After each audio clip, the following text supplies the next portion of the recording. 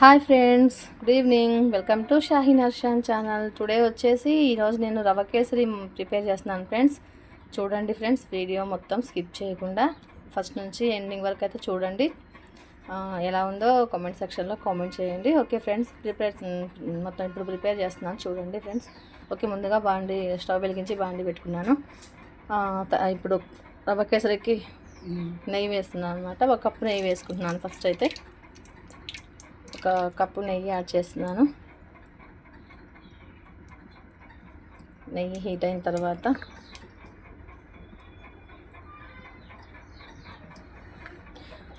అందులో dry fruits అనమాట, నాకు డ్రై ఫ్రూట్స్ యాడ్ చేస్తాను. జీడిపప్పు, కిస్మిస్, వీటిని వేయించుకోవాలి ఫస్ట్ అయితే.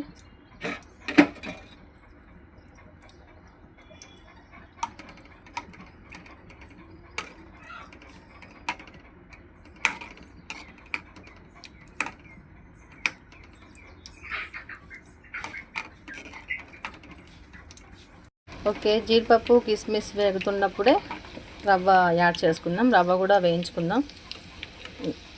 నేతిలోనే వేయించుకోవాలి రవ్వ కూడా, కానీ సిమ్లో పెట్టి స్టవ్ సిమ్లో ఉంచాలండి.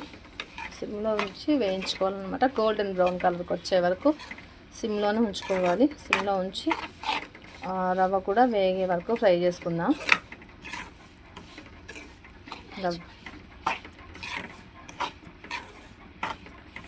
ఓకే ఫ్రెండ్స్, రవ్వ అయితే దోరగా వేగిపోయింది. ఇప్పుడు దీంట్లోకి మరిగించుకున్న వాటర్ పోస్తే రవ్వ మంచిగా ఉంటుంది అనమాట, పలుకులుగా.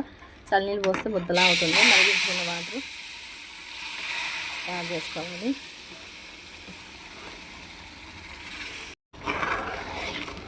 వాటర్ మరిగిన తర్వాత పోసుకుంటే రవ్వ అనేది కొంచెం పలుకులుగా ఉంటుంది అనమాట, ముద్దలా అవ్వకుండా. అదే చల్లనీళ్ళు పోస్తే అది ముద్దలా అయిపోద్ది. మరిగించిన వాటర్ అయితే బాగుంటుంది అనమాట. ఒక కప్పు రవ్వకు వచ్చేసి 3 కప్పుల వాటర్ పోసామన్నమాట. అందులోకి ఒక పంచదార 1.5 కప్ అయితే సరిపోద్ది. పంచదార వేసుకుందాం. ఇప్పుడు 1.5 కప్ అయితే షుగర్ యాడ్ చేసుకుందాం ఫ్రెండ్స్. ఇప్పుడు ఫస్ట్ ఒక కప్ వేస్తున్నాను. ఇంకొక 1/2 కప్ యాడ్ చేసుకుందాం. మన ఇష్టం, అది స్వీట్ తినాలనిపిస్తే ఎంత స్వీట్ తినాలనుకున్న వాళ్ళు ఎక్కువ వేసుకోవచ్చు, తక్కువ వేసుకోవచ్చు, మన ఇష్టం అనమాట అది. నేనైతే ఇంకొక 1/2 కప్ యాడ్ చేస్తున్నాను. ఓకే,